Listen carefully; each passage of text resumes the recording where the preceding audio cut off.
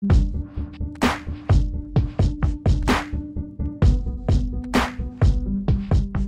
à tous, aujourd'hui nous allons parler de The Swimmer, le film de Frank Perry réalisé en 1968. Nous le diffuserons avec la Cigogne Enragée dans le cadre du Ciné-Club des Arts le mardi 2 mai prochain. Et pour ce faire, aujourd'hui nous avons avec nous Christophe Damour, enseignant à l'Université de Strasbourg. Alors justement, The Swimmer, parlons-en. Bonjour Christophe Damour. Bonjour. Alors d'abord peut-être, avant de commencer à parler précisément de ce film, un petit point sur la carrière de Frank Perry. Oui, alors Frank Perry est un cinéaste assez particulier puisqu'il n'est pas très connu et pas très reconnu, mais il a une carrière quand même intéressante. En 20 ans, il a fait une dizaine de films, ce qui est pas beaucoup, mais il y a parmi tous ces films, on peut retenir certains films qui sont intéressants. Son premier film date de 62, s'appelle David and Lisa, qui a beaucoup marqué Renoir à l'époque. Renoir avait dit que c'était un très grand film, très moderne. Dans sa filmographie, on peut retenir aussi Doc Holliday dans les années 70, qui est un film typique du Nouvel Hollywood. Puis dans les années 80, il tourne aussi un film pas très connu, pas très bon, une comédie qui s'appelle La Joyeuse Revenante, qui est une comédie de fantômes, qui annonce en tout cas des films beaucoup plus connus par la suite, qui annonce Ghost, c'est un peu le même sujet que Ghost, qui sera réalisé un peu plus tard, ou que La Mort aux voix si bains de Zemeckis, sur la question de la chirurgie esthétique, sur la question de la critique sociale, et donc voilà, c'est un film intéressant sur ces aspects-là. Et puis donc The Swimmer, qui réalise pas en 68 mais en 66. Alors justement, donc peut-être un petit mot sur le film, et parlez-nous un peu des conditions de production qui sont un peu chaotiques justement. 68, c'est la date de sortie du film, et le film est réalisé par Frank Perry en 66 et terminé par Sidney Pollack en 68. C'est un film dont le sujet déjà est assez inhabituel, hein. Donc il est adapté d'une nouvelle de John Cheever, un écrivain américain. La nouvelle vient de sortir en 64 et le sujet est assez inhabituel puisqu'il s'agit de raconter l'histoire d'un personnage qui rentre chez lui en maillot de bain en passant de piscine en piscine. Donc c'est un pitch assez bizarre. Et donc c'est Sam Spiegel, le producteur de la Columbia, qui vient de produire la poursuite impitoyable de Arthur Penn, qui accepte de produire le film. Le film est scénarisé par l'épouse de Frank Perry, qui s'appelle Eleanor Perry, et donc il recrute Burt Lancaster, qui est une énorme star encore à l'époque, pour ce rôle.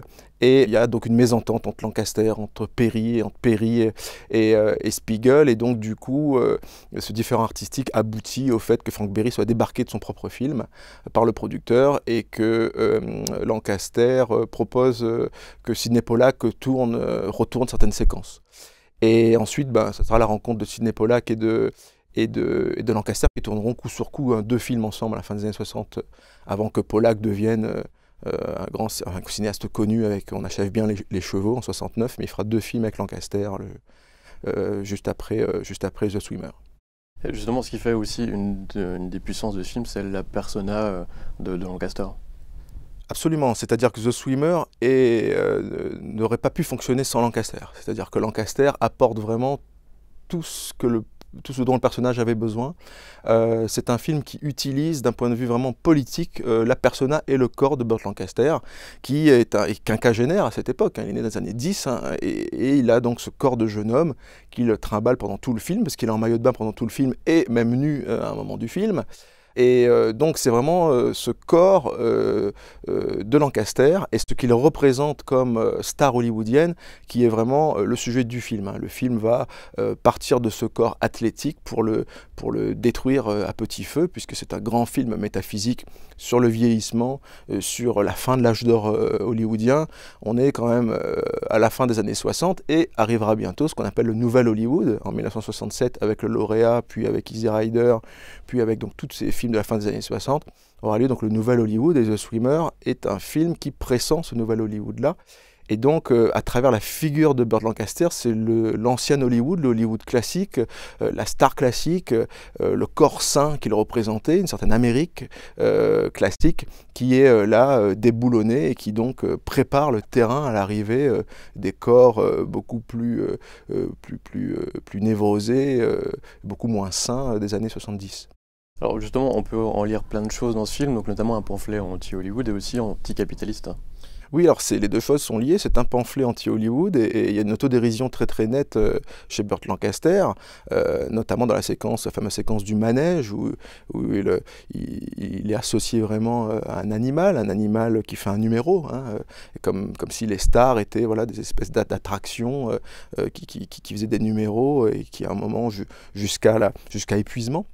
Et c'était aussi donc un pamphlet contestataire, anticapitaliste, parce que justement, dans cette période du Nouvel Hollywood, il s'agit, c'est très typique ce genre de film qui remet en question vraiment l'American Way of Life, tel que la société américaine et le cinéma américain en avaient propagé l'image positive jusque dans les années 50.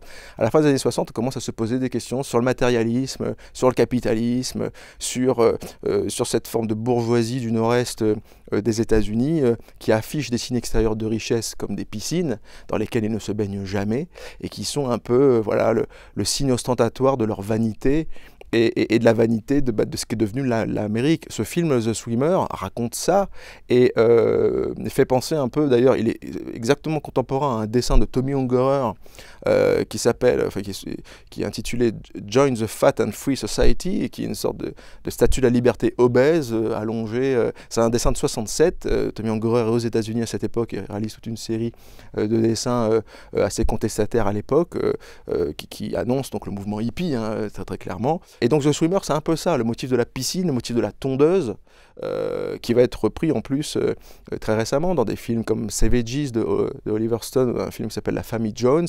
Il y a ce motif de la piscine, ce motif de la tondeuse, qui sont des signes ostentatoires de richesse et qui sont autant de signes qui vont provoquer la perte des personnages de bourgeois qui sont là dans une forme d'oisiveté bedonnante contre laquelle Lancaster s'érige au début. Son corps sain s'oppose au corps bedonnant du riche bourgeois américain qui est au bord de sa piscine et qui picole toute la journée. Ça ressemble beaucoup aussi au lauréat, donc le film étendard du Nouvel Hollywood. Il y aura aussi cette classe bourgeoise là qui est dépeinte auprès du motif de la piscine. Alors justement pour conclure, vous avez choisi un extrait de Ned qui se trouve autour d'une piscine, une petite fête qui est organisée, et il va interrompre la discussion avec un des autres pour plonger dans l'eau. Oui, alors j'ai choisi cet extrait parce qu'il me semble très emblématique du film.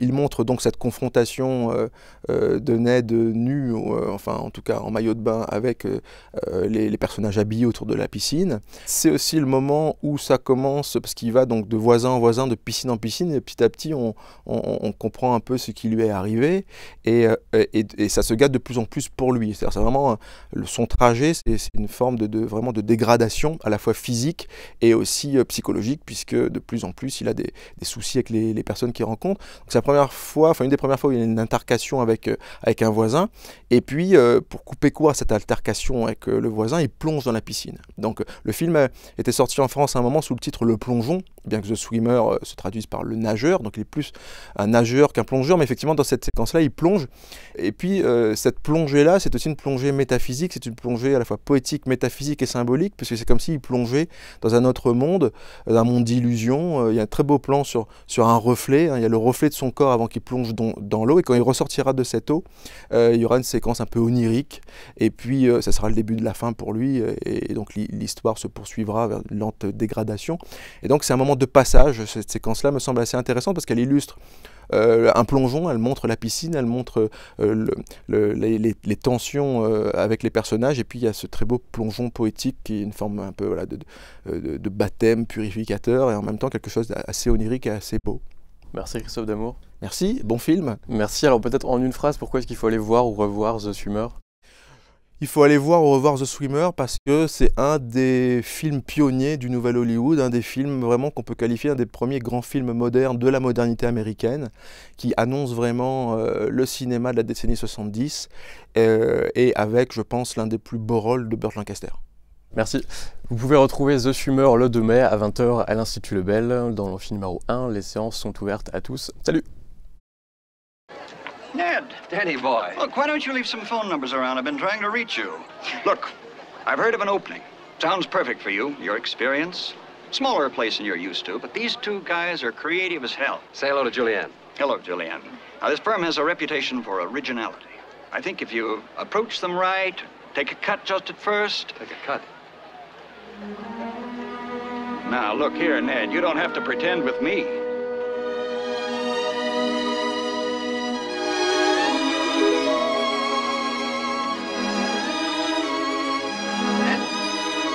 go!